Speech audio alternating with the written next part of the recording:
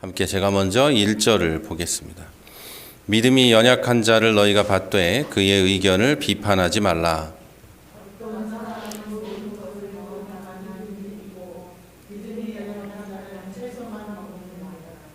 먹는 자는 먹지 아니하는 자를 업신여기지 말고 먹지 않는 자는 먹는 자를 비판하지 말라. 하나님이 그를 받으셨음이라.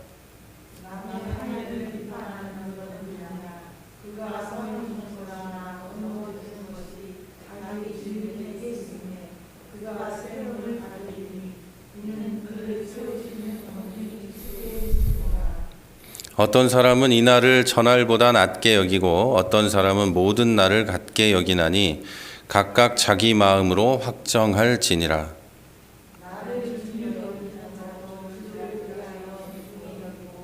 먹는 자도 주를 위하여 먹으니 이는 하나님께 감사하며 먹지 않는 자도 주를 위하여 먹지 아니하며 하나님께 감사하느니라.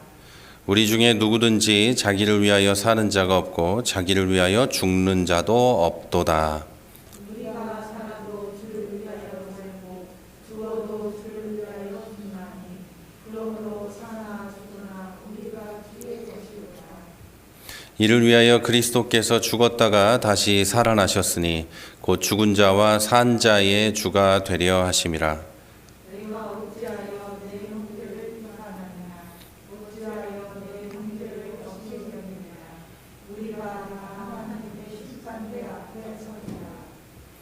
기록되었으되 주께서 이르시되 내가 살았노니 모든 무릎이 내게 꿇을 것이요 모든 혀가 하나님께 자백하리라 하였느니라.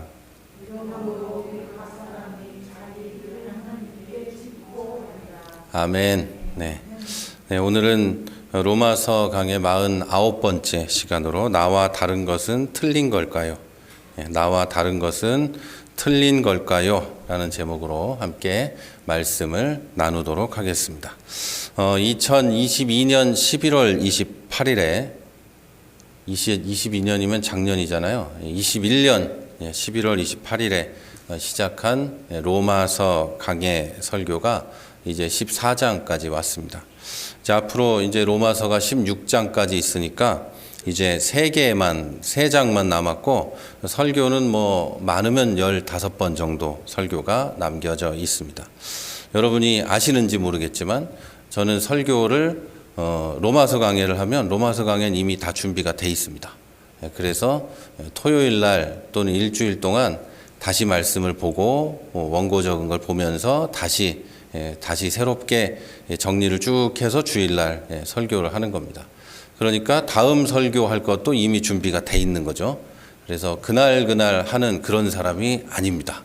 훌륭한 사람인 거죠. 훌륭하게 이미 1년 동안에 설교할 내용이 다 정리가 돼서 준비가 돼 있습니다. 안 놀라시네? 그런 목사가 별로 없다니까요. 그런 목사가 없어요. 그래가지고 일주일 동안 뭐 하다가 토요일 날 급히 설교 준비를 하느라고. 그런데 저보다 잘하는 사람도 많고 그런 거죠. 그러니까 이 능력이 별로 없으니까 미리미리 이걸 준비를 해야 되는 거고, 준비를 해서 이렇게 하는 거예요. 그러니까 몇 번 남았는지 앞으로 뭘 할 건지 이게 다 알고 있습니다. 남은 기간이 이제 얼마 남지 않았는데 그동안도 로마서 말씀을 통해서 여러분 기독교의 진수를 배워가는 저와 여러분이 되시기를 부탁드립니다. 지난 48번의 설교를 통해서 우리는 우리의 구원이 오직 하나님의 은혜로 주어진다는 사실을 배웠습니다. 자, 그 은혜로 예수 그리스도를 믿게 되고 하나님께 의롭다 칭함을 받고 하나님의 자녀가 되는 거죠.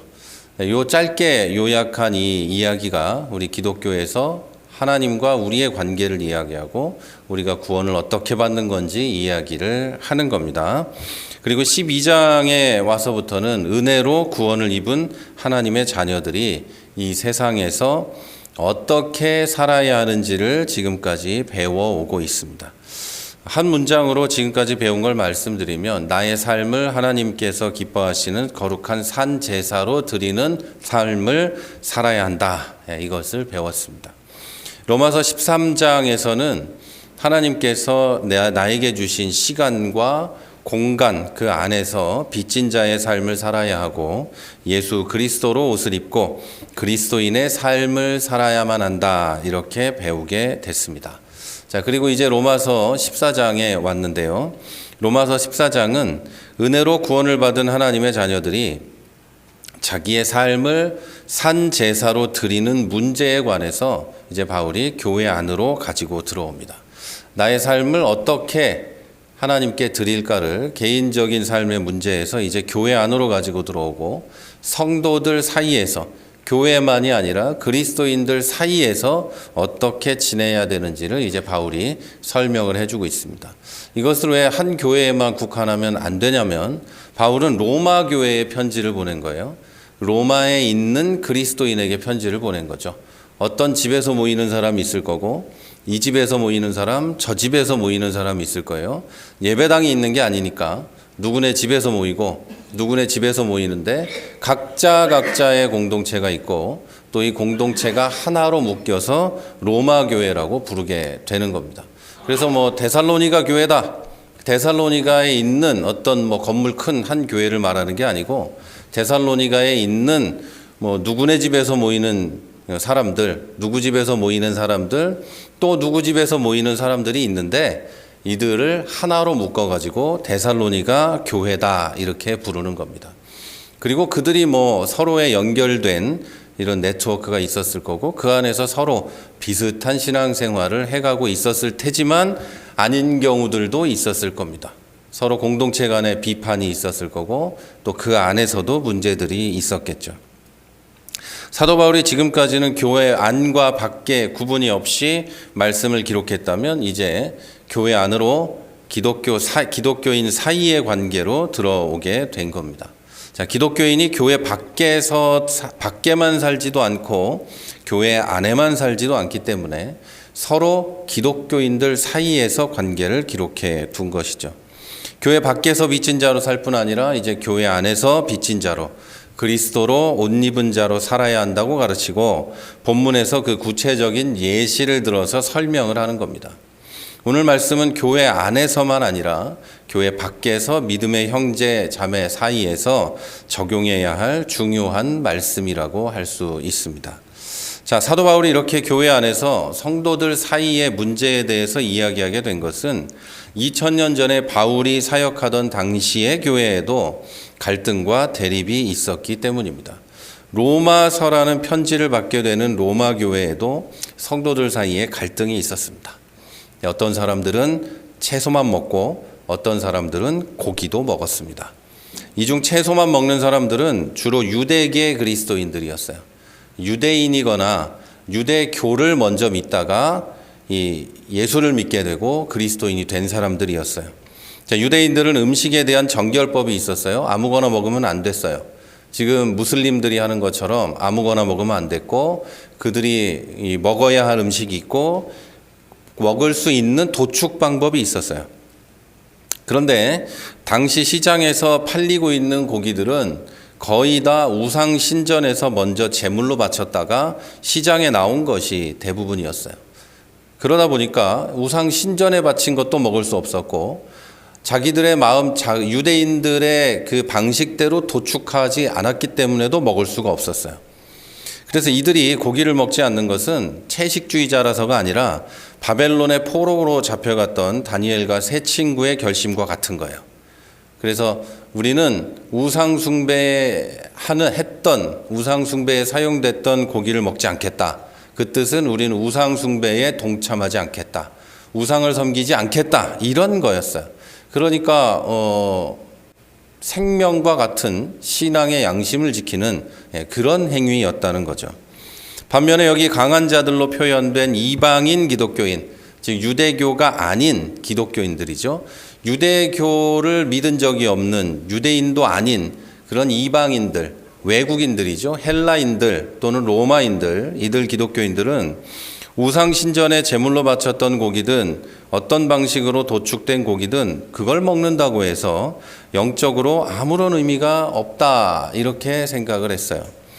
우리가 지금 어떤 고기를 먹든 아무 의미 없다고 생각하죠. 이들도 마찬가지예요. 그리고 뭐 여러분은 어떠신지 모르겠지만 제사상에 올라갔던 음식을 뭐 거기 전을 먹든 뭘 먹든 아무렇지 않죠. 그거하고 뭐 똑같은 생각이었어요. 그게 무슨 의미가 있느냐? 우상이라는 것은 원래 그냥 사람이 자기들 마음대로 하나 만들어 놓고 절하는 거지. 그게 신도 아니고 원래 아무 의미도 없는 건데 그런 돌이나 나무에 갖다 바친 것이라고 해서 안 먹는다는 것은 무슨 이상한 생각이냐. 우상이라는 신을 인정하는 거다. 그것은 우상이라는 어떤 뭐 신이 있으니까 거기 바친 것은 안 먹는다고 하는 거 아니냐. 조상이라는 신이 있으니까 거기 바친 것은 안 먹겠다는 거 아니냐. 이런 식으로 생각을 했던 겁니다. 그러면 우리가 그것을 안 먹는다는 것은 우상을 숭배하는 거에 실제로 동참하게 되는 거 아니냐? 먹으면 어떠냐? 이렇게 생각을 했어요. 우상은 원래 없는 거고 돌이고 나무고 아무것도 아니니까 그냥 뭐 상관없이 먹자 이렇게 이야기를 한 거예요. 예를 들어서 여러분 무당 굿에 사용됐던 음식을 먹어도 되느냐 안 되느냐 할 때 이들은 먹는 게 뭐 어떠냐는 입장이었고 저쪽은 먹으면 안 된다는 입장이었던 겁니다. 한쪽은 고기를 먹지 않으므로 우상 숭배를 하지 않는 신앙의 순수성을 표현하고 한쪽은 고기를 먹음으로 우상을 완전히 부정해서 신앙의 순수성을 표현한 것입니다. 그러니까 이 둘 사이에는 신앙의 순수성이라는 어떤 대의가 있기 때문에 갈등이 폭발할 수밖에 없었어요. 어느 한쪽도 순수하지 않은 게 아니고 신앙이 없는 게 아니었기 때문에 서로 간의 갈등은 폭발하게 되어 있었던 거죠. 저거 봐라 저거 고기 먹네 저거 우상 숭배자다 이렇게 생각한 거고 저 고기도 안 먹는 저 고기도 못 먹네 저거 얼마나 믿음이 없으면 고기도 못 먹냐 우상에 무슨 뭐가 있는 것처럼 생각하는구나 이런 식으로 서로 간에 비난하고 서로 간에 비판하고 미워하고 거기다가 이제 깎아내리고 저거 아주 그러네 이렇게 했던 거죠. 요즘은 그렇지 않지만 뭐 한참 전에 한국 교회에 이상한 바람이 불어서 저건 방언도 못하네. 구원 못 받았어. 이런 식으로 이야기하고 저건 방언이 무슨 대단한 건 줄 아네. 방언만 하면 뭐하니? 저 하는 짓이 저런데 이런 식으로 서로 미워했던 교회 안에 그런 일들이 있었어요. 지금도 어떤 교단은 방언을 해야 구원받았다고 이야기해요. 방언을 해야 구원받은 거다. 이렇게 이야기하는 사람들도 있습니다. 자, 여기에 로마 교회에는 한 가지 문제가 더 있었는데요. 오늘 본문을 보니까 어떤 날은 귀하게 여기고 어떤 날은 아니고 뭐 이런 갈등이 있었습니다. 안식일을 비롯한 유대인의 명절과 절기를 지키는 것에 관한 문제가 그 안에 있었습니다. 자, 초대교회 기독교인 중에 유대교 계통의 사람들은 유대인의 모든 명절과 절기와 특별한 날들을 철저하게 다 지켜야 온전한 신앙인이 된다고 생각을 했습니다. 반면에 다수의 이방인 기독교인들은 유대교 배경이 없었기 때문에 유대인들의 명절과 절기에는 전혀 구애를 받지 않았습니다. 여기가 로마잖아요, 로마. 그러니까 유대인보다는 이방인들이 더 많았을 겁니다. 자, 이런 상황 속에서 바울이 로마 교회의 성도들에게 하는 말은 이렇습니다. 다른 견해와 확신을 가진 사람을 존중하고 그들의 말을 경청하며 그들의 믿음도 격려하라 였습니다. 여기서 생각해야 될 것은 강한 자라고 표현된 게 이방인들이고요. 약한 자라고 표현된 게 유대인들입니다. 믿음이 약한 자가 유대인들, 옛날부터 하나님을 믿었던 사람들이고 강한 자라고 표현된 게 이제 겨우 예수를 믿게 된 사람들입니다. 길게 믿었어도 뭐 몇 년 안 된 그런 사람들입니다. 그리고 이게 바로 오늘 설교의 요지입니다. 자, 그리스도인은 예수 그리스도 안에서 구원에 이르는 문제에 관해서는 성경이 명확하게 가르쳐 주기 때문에 혼란스러울 일이 없습니다. 해석에 따른 약간 이 교리적 이견을 보인다 할지라도 예수 그리스도 안에서 구원받는 것에는 적어도 정통교단에는 이견이 없습니다. 예수님 믿어야 구원받는다.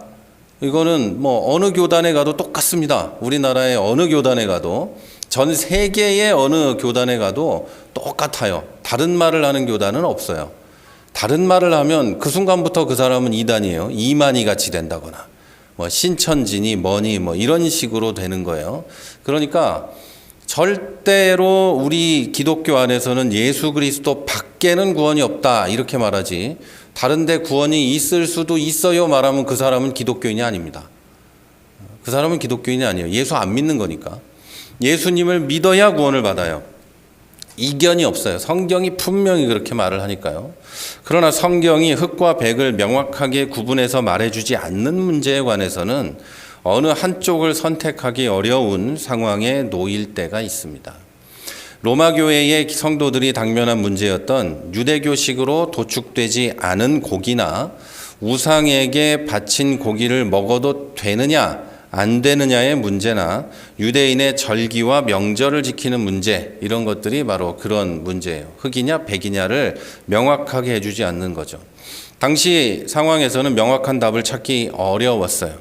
따라서 성도들 각자 다르게 생각할 수 있는 문제고, 교회 안에 10명이 있으면 10가지 다른 생각이 있을 수도 있는 거예요. 고기는 먹어도 되지만 유대교 명절은 지켜야 돼, 이런 사람도 있을 것이고, 채소만 먹어야 되지만 유대교 명절은 안 지켜도 돼, 이런 사람도 있었을 거예요.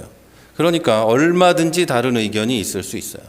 자, 이런 문제들은 기독교 신앙에서 중대한 교리나 신앙의 문제도 아니고 신학적인 문제도 아니고 그냥 부수적인 문제들이에요. 성도는 이런 문제들에 대해서 항상 너그러운 태도를 가져야 합니다. 그래서 바울은 15장 1절에서 믿음이 강한 우리는 마땅히 믿음이 약한 자의 약점을 담당하고 자기를 기쁘게 하지 아니할 것이라, 이렇게 말합니다. 강한 기독교인들, 믿음이 강한 기독교인들, 즉 유대교 배경이 없고 있더라도 예수님이 주신 자유로운 신앙생활을 하고 있는 성도들에게 주님이 십자가를 통해서 주신 자유와 그 은혜를 이기적인 육신적인 동기로 사용하지 말라고 이야기하는 겁니다.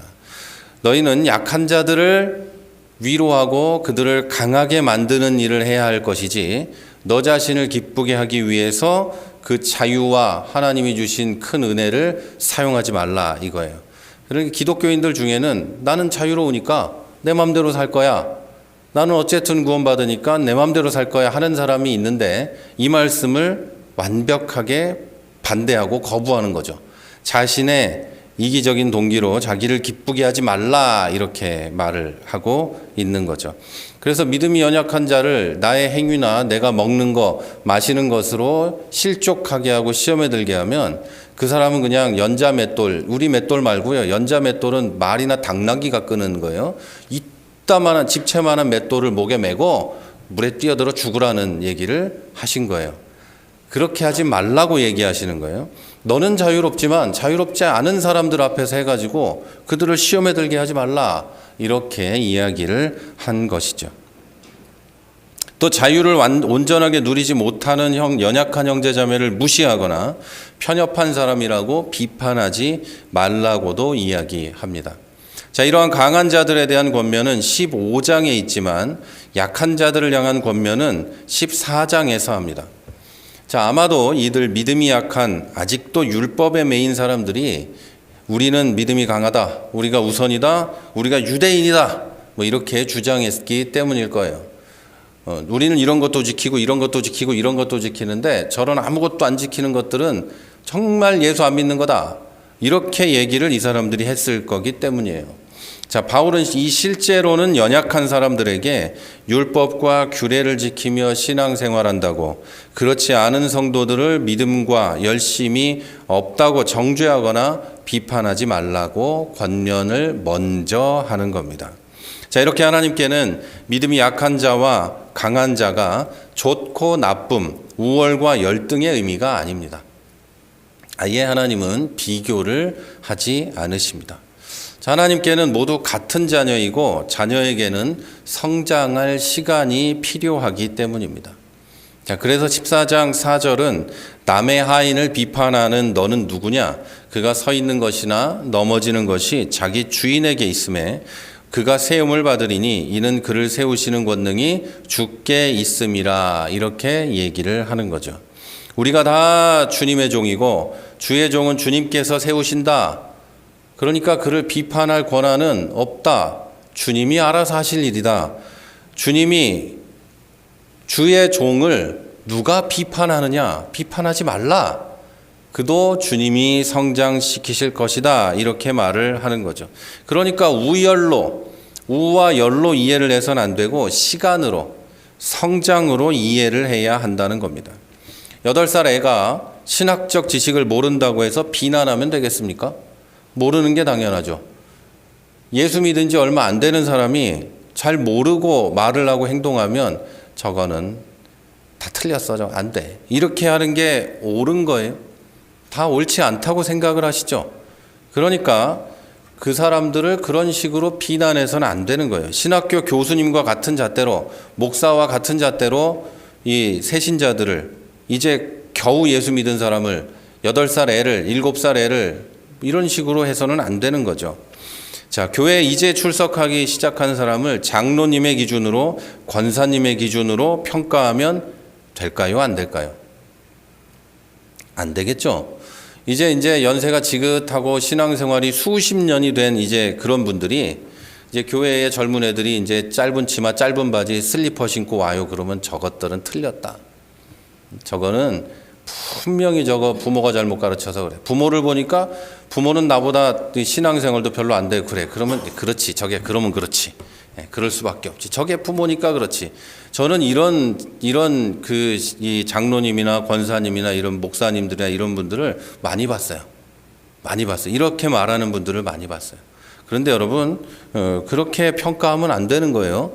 애는 애로 봐야 되는 거고, 어른은 어른으로 봐야 되는 거예요. 제가 여기 설교한다고 반바지에 슬리퍼 신고 여기 민소매 이거 입고 여기 목에다가 문신을 이렇게 하고 서 있으면은 아무도 교회 안 오겠죠.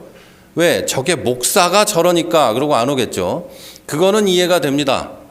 그런데 뭐 청년이, 교회 나온 지 얼마 안 되는 사람이, 어린 사람이 여기 그러고 온다고 해서 그것을 비난해서는 안 된다는 이야기예요. 뭐라고 할 필요가 없는 거예요.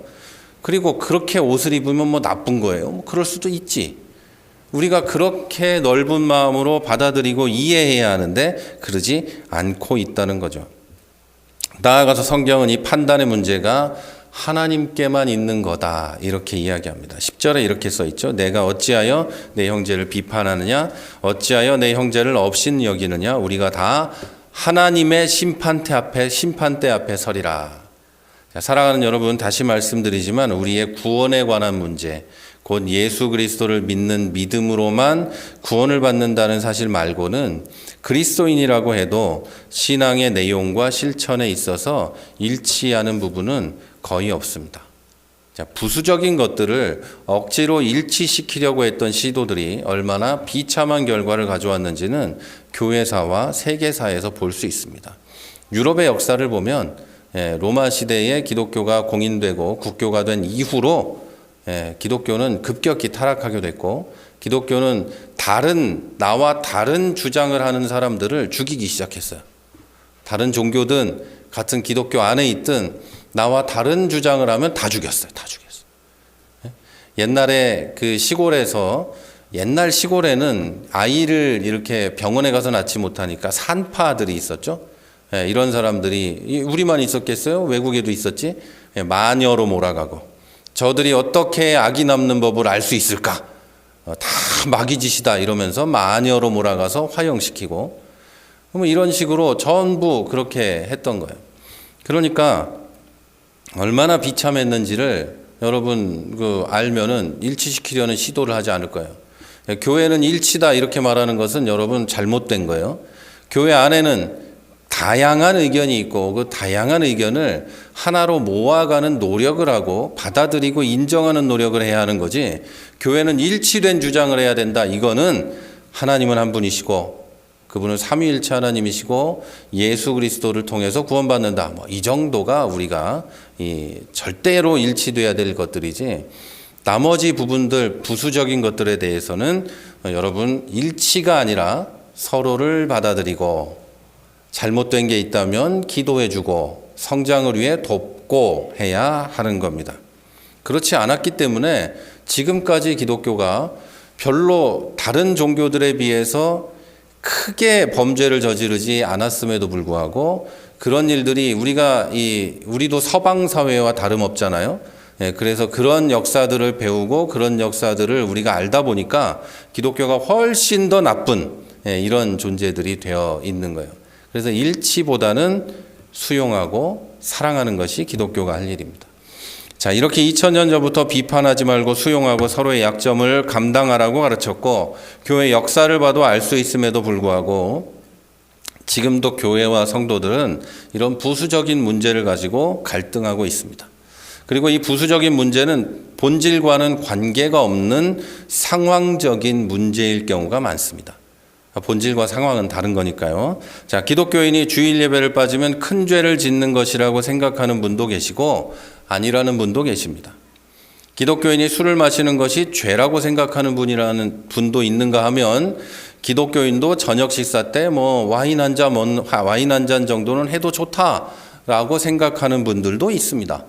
또 기독교인이 담배를 피우면 안 된다는 사람도 있는가 하면 어떤 분들은 흡연하는 것은 우리의 신앙과 아무 관계가 없다 이렇게 생각하는 분들도 있습니다. 자, 제가 살던 이 체코의 목사님들은 술과 담배에 대해서 자유롭습니다. 제가 체코 교회에 있을 때 이렇게 거기 총회나 모임에 가보면 재밌죠. 이 호텔에서 이렇게 우리도 이 한국에서도 교단 총회나 목회자 성장대회나 이런 걸 하면 밥을 다 이렇게 같이 먹죠. 그 테이블에 맥주들이 이렇게 거기 가면 올라와 있습니다. 맥주병이 이렇게 쭉 있고 잔도 있고 이렇게 있어요. 그럼 목사님들이 다 둘러 앉아가지고 마셔요. 마시고 제가 앉아서 이제 앉아 있는데 먹으라 그래서 우리는 한국의 목사들은 안 마신다. 예. 그러니까 희한한 사람 보는 눈으로 이렇게 눈을 동그랗게 뜨고 왜? 그래서 신앙의 문제가 아니라 우리 역사적으로 이런 일들이 있어서 안 마신다. 그랬더니 그러냐? 그래도 뭐라고도 안 해요. 신경도 안 씁니다. 자, 여러분, 그들은 술과 담배에 자유롭지만 하는 분도 있고 안 하는 분도 있습니다. 서로 간에 비난하지 않습니다. 저거는 믿음이 약해서 안 먹는구나. 저건 믿음이 없어서 먹는구나. 이렇게 하지 않아요. 이 외에도 교회에서 찬송가 외에는 부르면 안 된다는 사람, 또 된다는 사람, 악기를 사용하면 된다는 사람, 안 된다는 사람, 별의별 논쟁이 다 있습니다.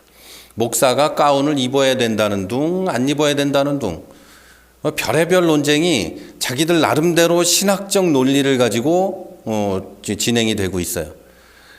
그러니까 목사가 가운을 입어야 됩니까? 안 입어야 됩니까? 입어도 되고 안 입어도 되죠. 그리고 절기에 맞춰서 이렇게 하얀색, 보라색, 빨간색 이게 목에 두르는 것도 있거든요. 해야 됩니까? 안 해야 됩니까? 해도 되고 안 해도 되죠. 강대상에도 원래 이렇게 절기에 맞춰서 다 둘러서 해야 되는데 해도 되고 안 해도 됩니다.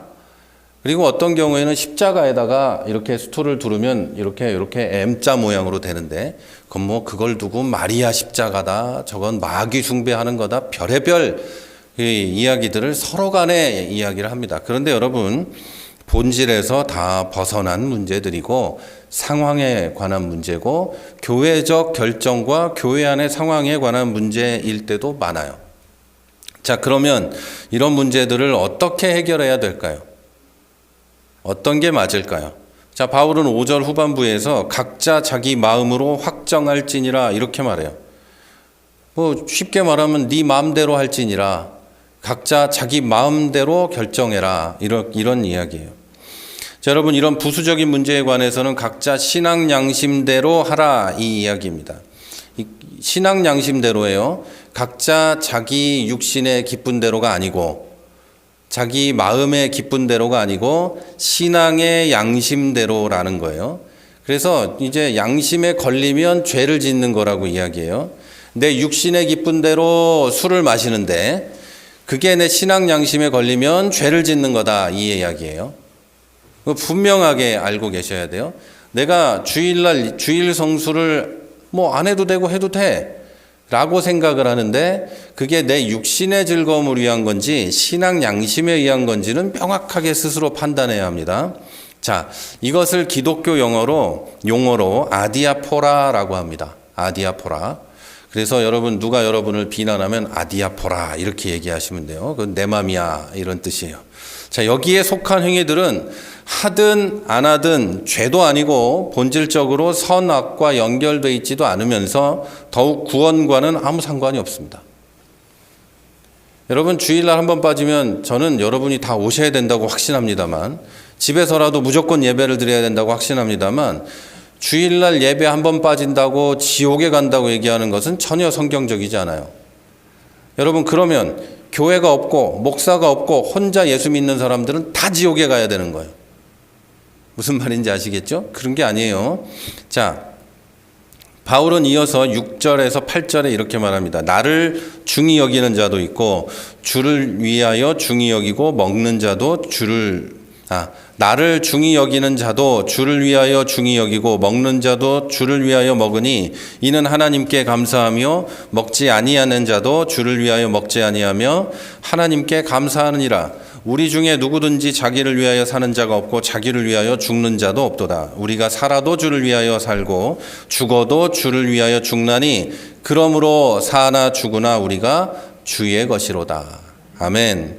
자, 그러니까 아디아포라를 하되 각자 신앙 양심대로 하되 나의 행동이 주님의 영광을 위해서 하는 건지 내 육신의 편안함과 즐거움을 위해서 하는 건지 먼저 판단해야 한다는 겁니다.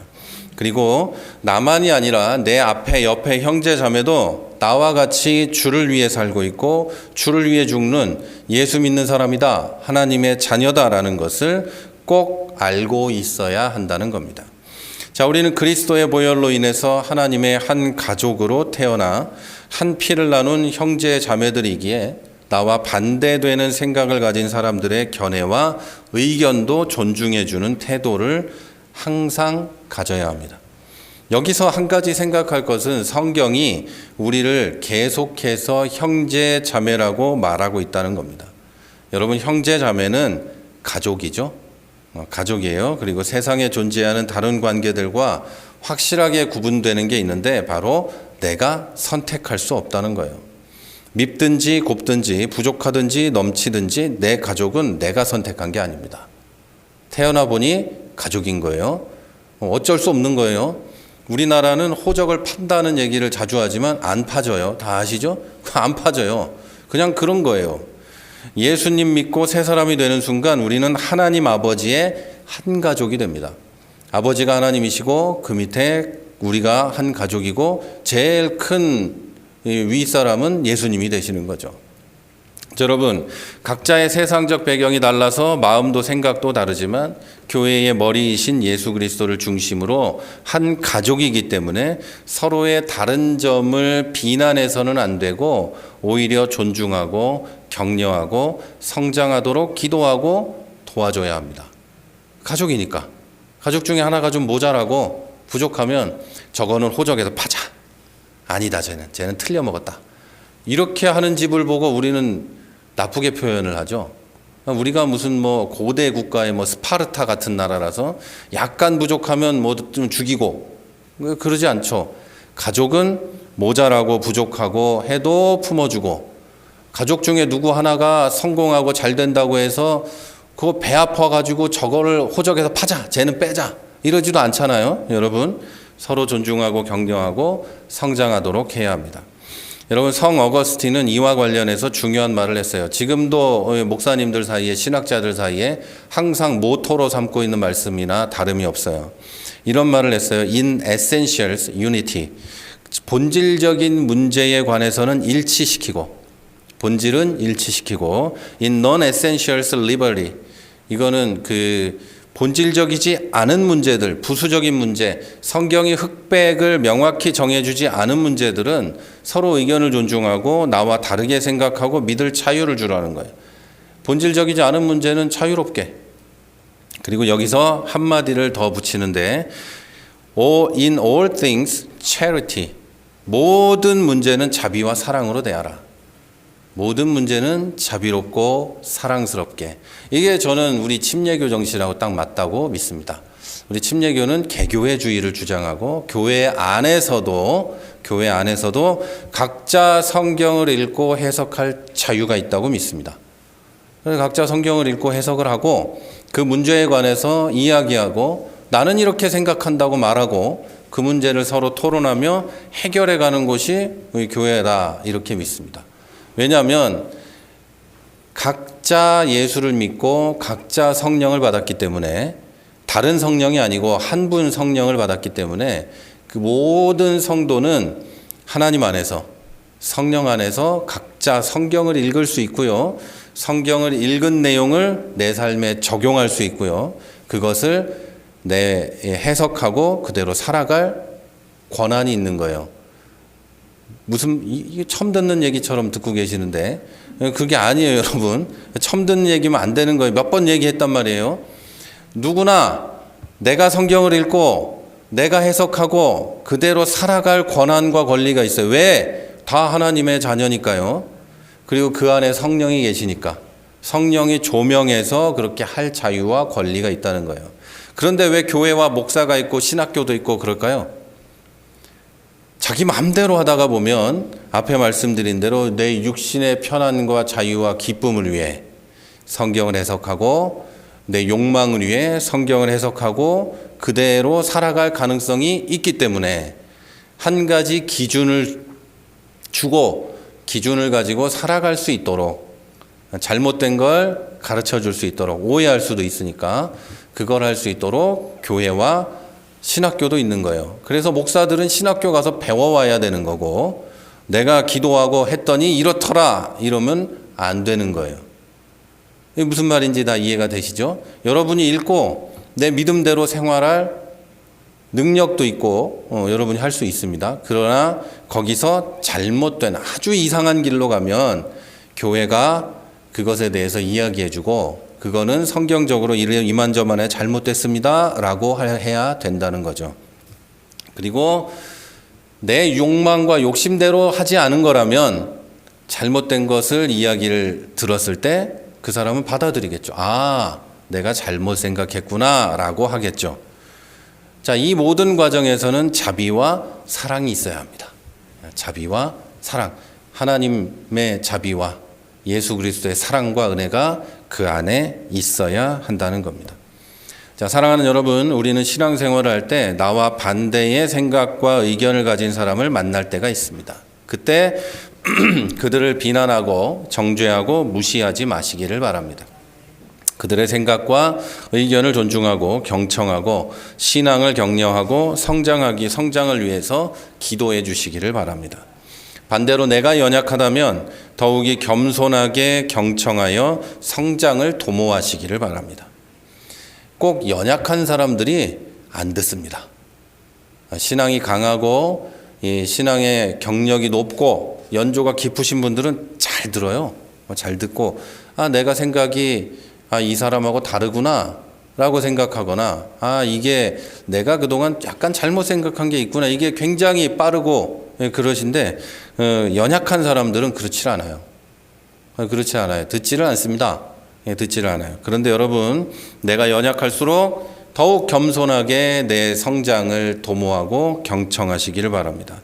나아가서 나와 다른 이들과 함께 하나님의 자녀로서 한 가족의 사랑을 더욱 나누어 가시기를 바랍니다. 그래서 우리 교회도 여러분이 사는 그 삶의 자리도 집이든 일터든 친구들의 관계든 어떤 자리에서든 하나님의 사랑이 가득한 하나님의 가정과 같이 되기를 주님의 이름으로 축복합니다. 네, 우리 이제 함께 기도하시겠습니다. 우리 함께 기도하실 때, 하나님, 내가 강한지 약한지 사실 나는 잘 모르겠습니다. 그러나 하나님, 내가 항상 겸손하고 항상 경청하고 항상 하나님의 마음을 알아서 사람을 대하고 이웃을 대하고 교회를 대하게 해주옵소서. 사랑과 자비로 하게 해주시고, 혹시 내가 잘못 생각했던 것이 있거든 고치게 해주시고, 내가 잘하는 게 있거든 앞으로도 계속 열심히 하게 해주옵소서. 그리고 내가 육신의 정욕과 내 편안함 때문에 어떤 것을 선택하고 결정하는 게 아니라 하나님의 영광을 위해 선택하고 결정하게 해주옵소서. 우리 이렇게 기도하도록 하겠습니다. 기도하겠습니다. 하나님,